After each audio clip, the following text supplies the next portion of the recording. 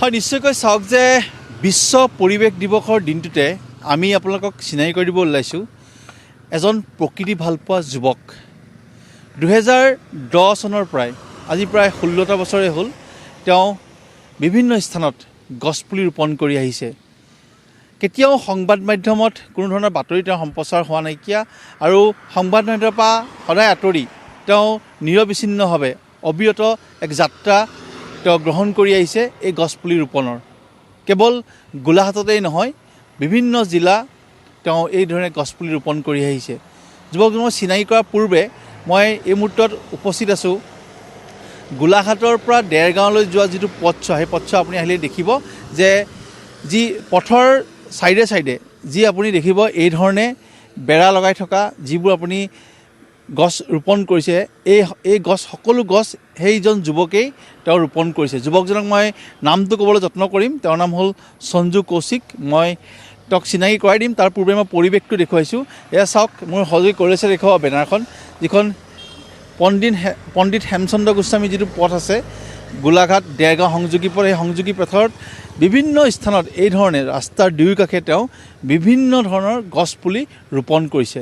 আৰু এই মুহূৰ্তত আমি তেওঁক মোৰ লগত আছে, মই কথা পাতিম। এতিয়া আমি দৃশ্য দেখুৱাইছোঁ যে পথৰ দুয়োকাষে এইদৰে গছপুলি ৰোপণ কৰিছে। প্ৰায় 5,000ৰো অধিক গছপুলি ৰোপণ কৰিছে এতিয়ালৈকে সেই সঞ্জু কৌশিক। মই সঞ্জু কৌশিকৰ লগত এই মুহূৰ্তত কথা পাতিম। তেওঁৰ লগত বহুত সহযোগীও আছে, তেওঁক এই ক্ষেত্ৰত সহায় কৰি আহিছে। আৰু আমি অৱগত যে তেওঁ যেতিয়া এই গছপুলি ৰোপণ কৰিছে তাৰপিছতে তেওঁ য'ত য'ত গছপুলি ৰোপণ কৰে তাৰ প্ৰতিপালনৰো তেওঁ দায়িত্ব লয়।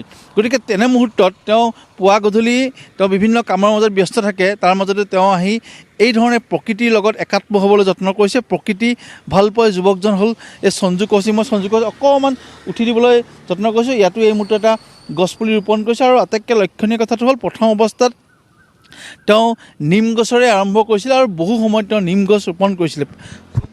মই প্ৰথমতে তোমাক শুভেচ্ছা জনাইছোঁ আৰু বিশ্ব পৰিৱেশ দিৱসৰ দিনটোতে মই তোমাক আমাৰ ফালৰ পৰা ধন্যবাদ জ্ঞাপনো কৰিছোঁ। গতিকে এই যিটো তোমাৰ অবিৰত যাত্ৰা, এই যাত্ৰাটো তোমাক আমি গম পাইছোঁ 2010 চনৰ পৰা কৰিছা। কেনেধৰণে কৰিছা আৰু এতিয়ালৈকে আমি গম পোৱা মতে 5,000ৰো অধিক গছপুলি ৰোপণ কৰিছা। আৰু কি পৰিকল্পনা আছে আৰু কিয় তুমি এনেধৰণে কৰিছা আৰু এই উদ্দেশ্য ক'ত বা এই লক্ষ্যটো কেনেধৰণৰ হ'ব? হয়, মই বিগত বছৰসমূহত নিম পুলিৰে যি আমাৰ মহানিম, বিভিন্ন বনৌষধি বা বিভিন্ন ৰোগৰ নিৰাময়ৰ কাৰণে নিমৰ বহুত প্ৰয়োজনীয়তা আছে।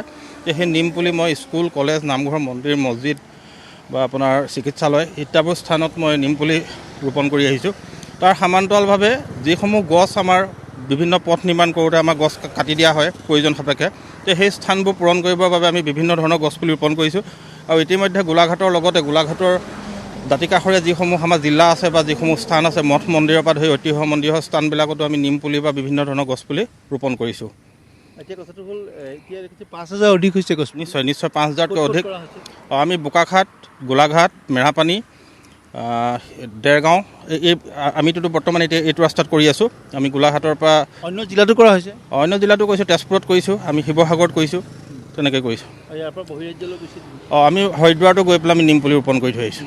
হয়, এতিয়া কথাটো হ'ল প্ৰকৃতিলৈ ভাল পায়, এইটো কেনেকৈ মনলৈ আহিছে? কাৰণ বহুত ব্যস্ত। হয়, মুস্তাক হুছেইন, আপোনাক এই মুহূৰ্তত ধন্যবাদ জ্ঞাপন কৰিছোঁ।